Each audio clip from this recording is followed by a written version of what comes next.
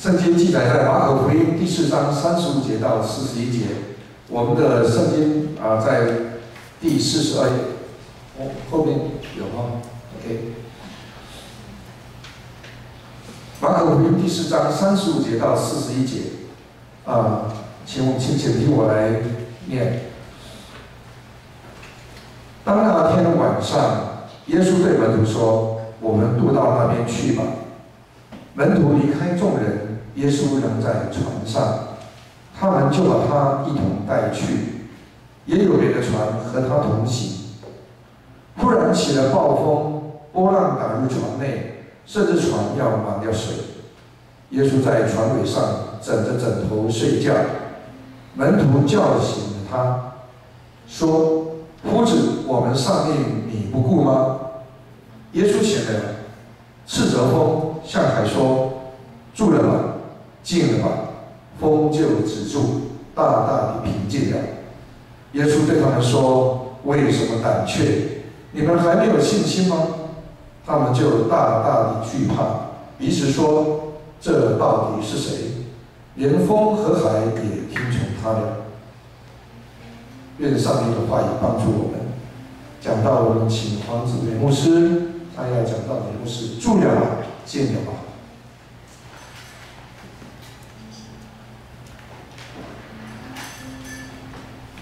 好，各位弟兄姐妹，大家平安。平安。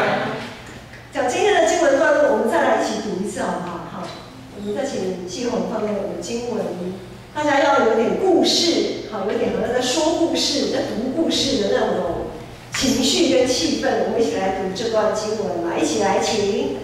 到那天晚上，耶稣对门徒说：“我们渡到那边去吧。”门徒离开众人。耶稣仍在船上，他们就把他一同带去，也有别的船和他同行。忽然起了暴风，波浪打入船内，甚至船要满了水。耶稣在船尾上枕着枕头睡觉，门徒叫醒了他，说：“夫子，我们丧命，你不顾吗？”耶稣醒了，斥责风，向海说：“住了吧，静了吧。”风就止住，大大的平静了。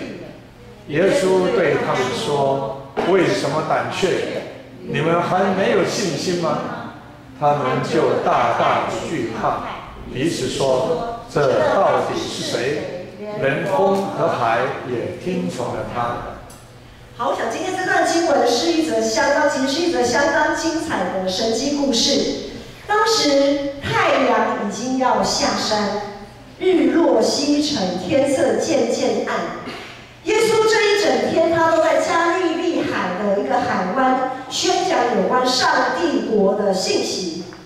由于加利利海它有一个特殊的地形，所以它某一些海湾它有自然的那种音响效果。它的扩大器是天然扩大器，在某一些海湾，当耶稣站在船，因为船都停在岸边嘛，所以耶稣就站在停在岸边的那个船尾，向着站在岸边的群众说话的时候，这样子的自然音效，最多可以有7000人，可以容纳7000人可以听得清楚，很惊人吧？那时候没有麦克风哦。没有麦克风的情况下就是这样讲话，可以让7000个人都可以听得很清楚。好，这是加利利海某些海湾的自然的天然的地形。今天耶稣他就是站在船尾，面向着一群挤在岸边的群众来说有关上帝国的信息。他用撒种的比喻、芥菜种的比喻等等。我们在看马可福音第4章的时候，会发现，前面那个耶稣就讲了很多的比喻，很多的解释。耶稣一整天被一群人这样子包着，不只是要讲道，他还要解决群众里面吃喝的问题。一整天下来，要说没有晚餐，总要吃个中餐吧，解决中餐吃饭的问题。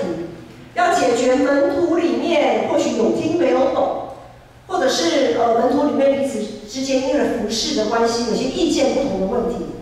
偶尔呢也要管一管，就是主持一下群众里面有一些稀稀疏疏，有一些突然冒出来，可能小孩子在哭啦，或什么什么等等的问题。好，耶稣他是个神没有错，他是个上帝。但是我们知道他道成肉身成为人的这段时间，他是个人，他是个真正的人，所以他也有我们身为一个人肉体上的限制。只要是人都会受限于肉体的需要，所以一整天从早，耶稣一整天忙下来，到这个时候也很累，他也很累，他也想找一个地方安静一下，沉淀一下。就像平常我们很期待我们的假期，我们的假日。假日是我们繁忙生活当中一个盼望。礼拜一到礼拜五的工作、上课、上班，我们都很期待礼拜六日赶快来，然后安排计划，礼拜六要干嘛，礼拜天要干嘛等等的。假期是我们平常生活的一个盼望。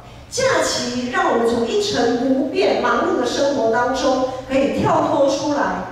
跳出原本既有的那个框架、既有的步调，教会服事也是一样。很多时候我们会期待有退休会，期待有旅游，期待有一些营会，就是希望能够在一成不变、看起来好像一成不变的服事当中，能够有不一样的一个变化，我们有不一样的调剂。但是好像事情不必然是我们想象的那么美好因为在假期的安排，虽然可能所有的细节我们都安排妥当，但是往往很多时候那个过程会出乎我们的意料之外。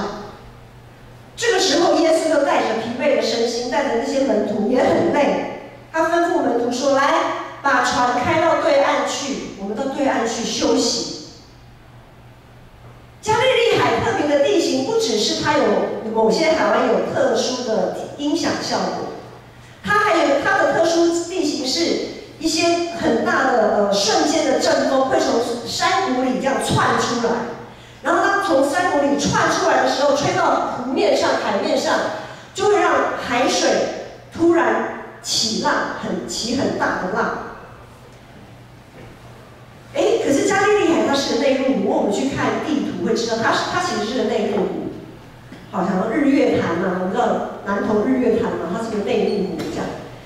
听起来好像没有什么问题，把船开到湖的对岸去，好像还蛮正常的。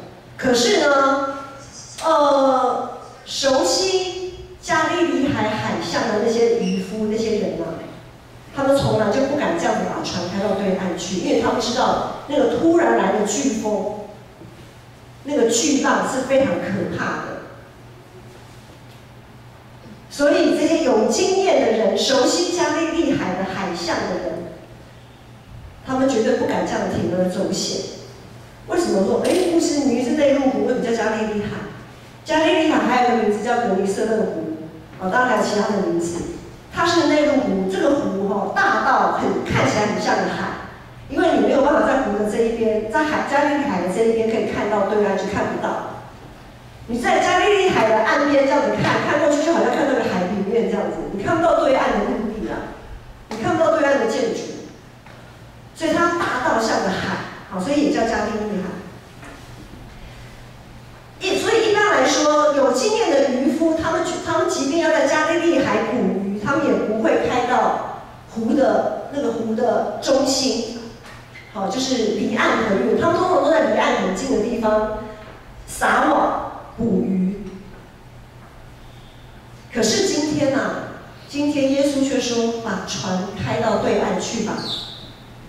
这些门徒就想说夫子说的嘛，先生说的嘛，老师说的，应该没有错吧？从我们跟着老师一路这样子下来，他又可以医治病人，又可以赶鬼，老师说了就算好。于是呢，他们就试着就把船开走了，要越过湖，然后呢到对岸去。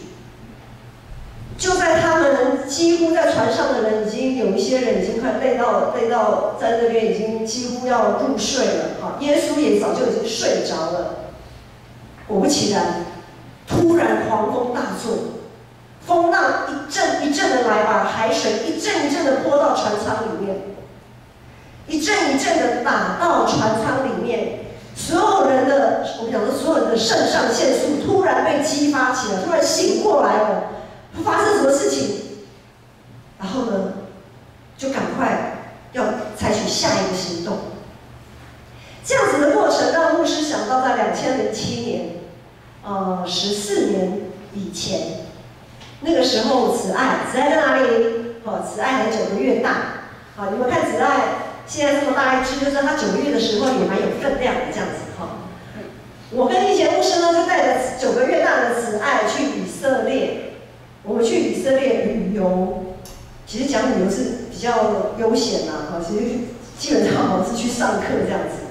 好，那个时候我们那一团呢，我们那团旅行团刚好有一位旧约圣经学的老师，就是施恩的爸爸，有打篮球叫施恩嘛施恩的爸爸，施恩的爸爸呢，就是在一路上沿路就一直教看到什么就教我们，然后我们的每个人都有发那个旅行社都有发无线的，那叫无线的耳机啦，就是我们带着，然后呢，那个老师在那边讲，导游领队就在那边讲解，然后虽然就是说我们不用集中在那边听他讲，就是我们即便落得很远了，只要在距离的范围里面，都可以听得很清楚他在教什么讲什么这样。好，所以我们一路上呢，当然要首先先安顿9个月大子爱他所有的需要，然后照顾他身体各种需要，然后脚呢就一直走，因为行程非常的赶。你扣掉前后2天，其实只剩下8天的行程非常的赶。我们也不可能说，等一下，子爱现在要喝奶子爱现在要换尿布不可能，我们就是跟着跑就对了。好，耳朵要听讲解，眼睛要看，看这是什么教堂这是什么地方怎样的。脑袋里堆积了非常多的东西，收集到了非常多的资讯。好，就这样子，10天的以色列的行程呢，就这样子就即将要结束。我们拖着非常疲惫的身体，从以色列的首府特拉维夫，然后坐飞机转机待机，整个18个钟头。行程已经很累了，然后就这样子飞，弄12个钟头总算回到了桃园机场，在晚上9点抵达桃园机场。总算要回家了，对不对？好，因为我们的信用卡呢，只要好像有10天，就是在桃园机场可以停车，就是优惠10天的免费停车。所以我们第一天去机场的时候，就是开着我们自己的车，去机场把车放在那里。然后呢，结束之后，领了行李也快10点了，就到停车场要开了车，一节牧师就开了车要回家。那时候我们家住在新店，好，结果一节牧师一开车要把车开出停车场的过程中，他就说：“奇怪，这个刹车好像不太对劲这个刹车没什么反应，就是刹车踩下去，车子没有什么减速的那种现象就对了啦，它不会减速甚至踩到底，好像一直要踩到底才会有一点反应这样子。他就觉得这个刹车不太对可是我们很累了，最主要是我们很累了，非常的累。我们好像感觉到肾上腺素都已经在这时间都用光了，也激发不起任何的那种肾上腺素还是怎么样的。我们实在是不敢去想还要折腾多久这样。就想说耶稣的门徒他们的心情大概就差不多是这样子的心情吧，一种有完没完，好像没完没了的那种感觉，到底还要弄多久有一点生气，有点无奈。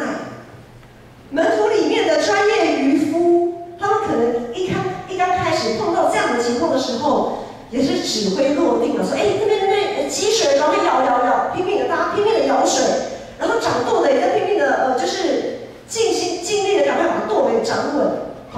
能怎么样雇船的，怎么样的，他们有他们的专业，好，他们就赶快去忙起来了。然后他们也指挥那一些不太对这个海象船只不太熟悉的其他的门徒，开始一一的去做一些行动。可是眼看着船就要沉没了，眼看着船上面的水位越来越满，那那些专业的渔夫就开始互相指责说：“你刚刚应该听我的，应该这样子才对，不应该那样子。”然后非专业的人呢，又开始说：“你们到底是谁决定的？刚刚这样子根本不好啊，没有用啊，船还是快要沉了啊，怎么办？”各种的争执与埋怨的声音，就好像那个大浪，也好像吼叫的狮子，要把全船的人好像都要吞吃掉。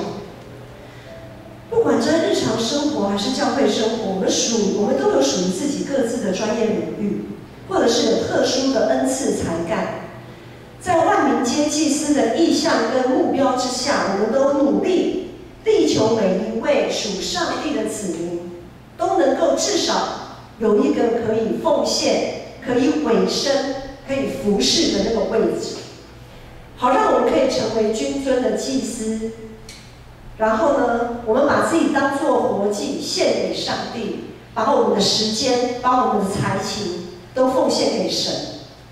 然而，在我们这样奉献的过程当中，无可避免也会有身心灵软弱疲惫的时候，也无可避免会有决策错误的时候，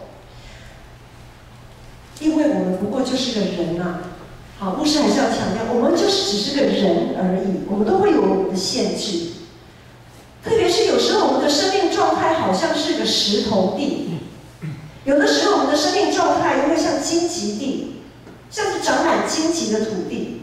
当然，有些时候我们也会是个好土地，有很好、很柔软肥沃，像是柔软又肥沃的土壤。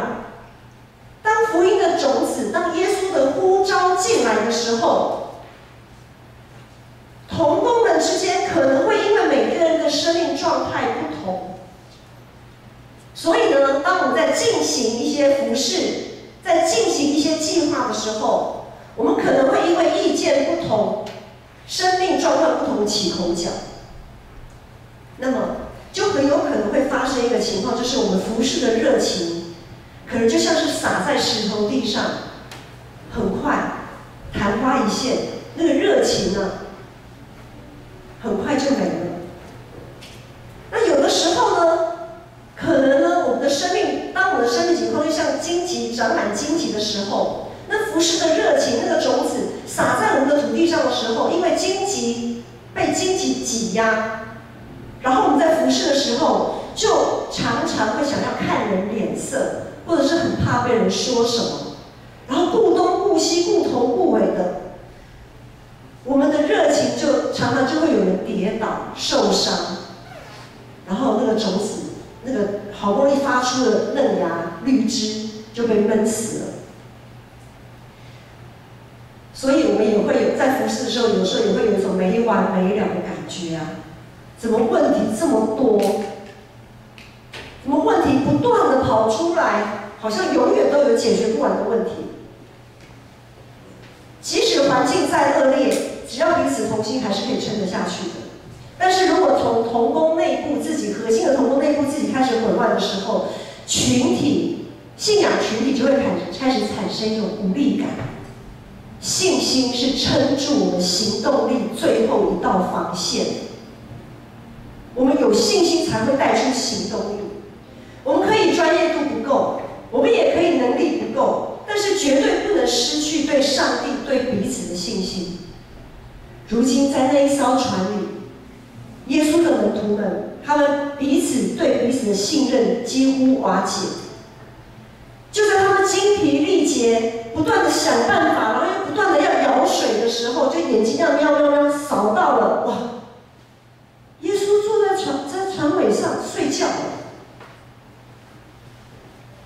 哦，晴天霹雳啊！耶稣，你竟然在船尾睡觉！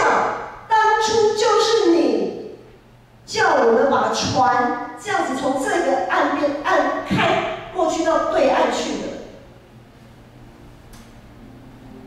都是你耶，都是你出了这个馊主意，我们才碰到现在这样的事情。门徒的情绪就好像这个锅盖被那个蒸汽整个喷出来，整个爆发。他们内心里所累积的那种恐惧跟愤怒，还有委屈，完全全的喷发，他们不顾礼数，不顾他是个老师，三步并作两步就去把耶稣给摇起来，很粗鲁的把耶稣摇起来，对着耶稣发脾气说：“我们都快没命了，你是不顾吗？还在那边睡觉？”他们是没有讲这句话，心里这样应该讲的：“你还在睡哦？”有没有搞不清？真的搞不清楚状况了。我们在这边拼命的舀水，你倒睡得还，你睡得倒好，这是什么情况？弟兄姐妹，耶稣不是专业的渔夫，他也不晓得怎么掌舵开船啊。你们说这些渔夫把耶稣叫来，现在是要干嘛？耶稣的专业是什么？如果我们来讲专业的话，这些门徒现在是要听讲道吗？没有吧？他们现在是要耶稣来，我身上有这边刚刚摇水摇的腰酸背痛，我把它医治一下。大概有没有那个心情想这些吧？他们到底要把耶稣叫起来干嘛？就是舀水嘛。耶稣能做的，他身为一个人，他能做就是舀水嘛。对门徒来讲，就是这个人，你在睡觉的这个人就起来舀，帮忙舀个水吧。你不能也没办法舀10瓢，你舀个7、8瓢也好。对这群忙到快要被打趴的门徒，就是见不得耶稣在一旁闲着没事做，还呼呼大睡。而且在他们的印象里，不是印象里，他们所经历的现实是，耶稣就是始作俑者。耶稣是始作俑者。我们在类似这种碰到这种焦头烂额的时候，也很容易啊。有一句台语说：“看到乌影就开枪啊。”看到黑影就开枪了。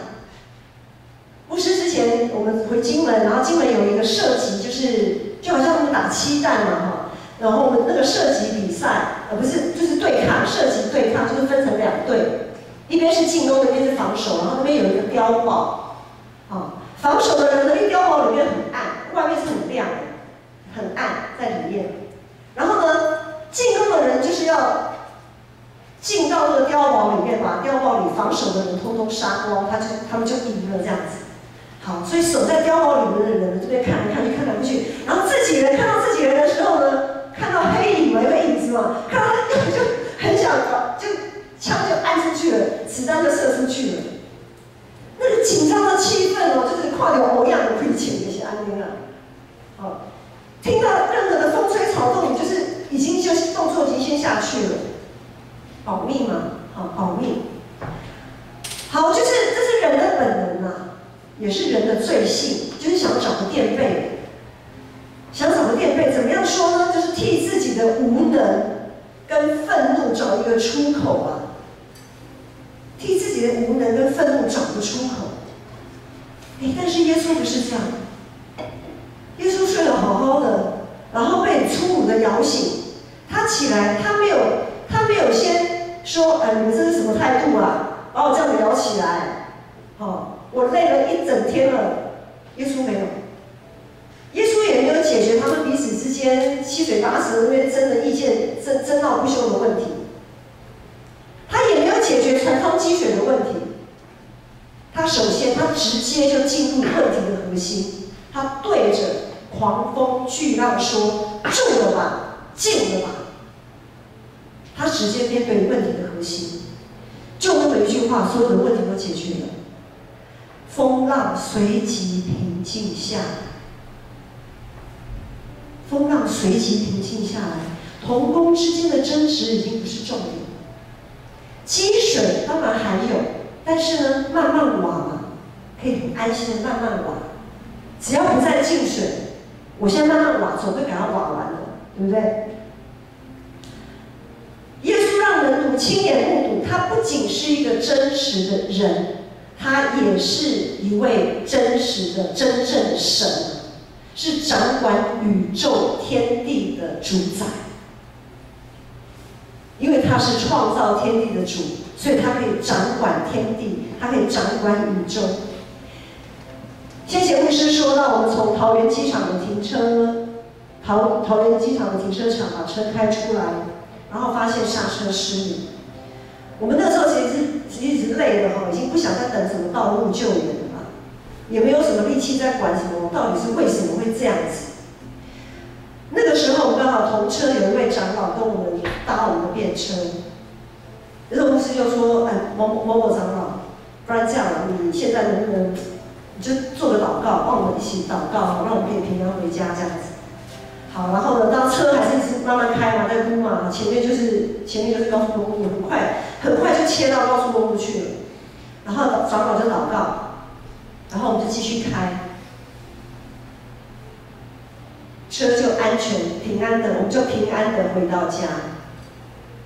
隔天，一节牧师就把车又开到保养厂去看到底是什么样的情况。哎，刹车还没有恢复哦，刹车还是失灵的状态哦，就这样子。我不晓得他哪来的胆子，反正就是这样做的。修车厂的那个技师啊，他怎么说？哎，他说先生。你们太不可思议了吧！你们的那个刹车油，那个刹车管线都已经断掉了，整个刹车管线都断掉了，整个刹车油都漏光光了。你们还能这样子高速公路开来开去哦？然后我们想说，哦，是这样子的吗？原来是这样子的吗？在人都看不可能的事情，但是神做得到。我们知道那是神迹啊。但是这个神迹绝对不是我们可以预先所料想到的。主耶稣用我们完全想不到的方式带我们抵达目的地。其实我们那天晚上因为很累了，可能连慌乱都没有力气。好，就是我们一直很平静，然后就是祷告，然后就是小心的把车开回家，往目的地开。牧师不是说以后碰到类似的事情要这样子铤而走险哈，然后就继续这样子不管哈。我们不能试探我们的神哦哈。但是呢，当你们万一有怎么样的情况碰到这种类似的事情的时候，总要凭着信心求，一点都不疑惑。总要凭着信心求，一点都不疑惑。这个信心要从哪来？信心要从你们对上帝的认识。知道他是我们生命的主，知道他在我们的船上，知道他与我们同在。有的时候我们会按着自己的学经历去判断，按着我们的专业去判断什么是应该这样做，应该那样做。如果过程不尽如人意的时候，可能我们会像那些门徒就开始手忙脚乱起来。明明有主同在，却好像是没有主一样。我们明明主在我们里面，我们在主里面，可是真的碰到事情的时候，好像我们是被抛弃、被主人抛弃的人一样。然后呢，在那个时候我们可能会祷告，通常我们也会祷告，好，可是祷告问题就来了。祷告，在祷告的过程好像又不是那么确定，我们又抱持了一些好像不是那么确定的想法，心里想，祷告看看了，反正就祷告嘛，试试看好了，这样子的心态就好像说，耶稣啊，你现在帮我舀水，我的船舱积水了，你就舀吧，看你没舀多少啦，反正应该最后还是要我来处理这个问题。很多时候我们的祷告态度就是这样，很多时候我们的祷告，基督徒的祷告，好像大学大一都有那个通识课程，有没有？通识课程不是专业课程吗？所以很多学生都会忽略，就是好，50-60分我能过就好了，我只要及格能过就好了，我不需要修到多么的，我不需要花太多时间在这个通识课程上面。很多时候祷告对基督徒来讲，好像就是一个这样的通识课程，帮助不大。然后呢，当这个问题累积越来越多，这个船几乎要沉。我们的生命里面的那个委屈、那个愤怒已经要爆炸过的时候，我们就开始对耶稣生气。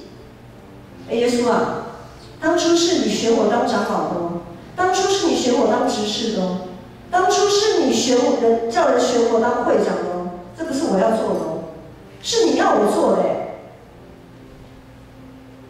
或者我会说，耶稣，当初我换工作的时候是你为我开路的。我本来好像没有要做到这家公司，可可是你开路我就到了这家公司啊，然后呢？耶稣都是你起的头啊。然后我现在我要没命了，你不顾吗？你不要紧吗？你好像理都不理我。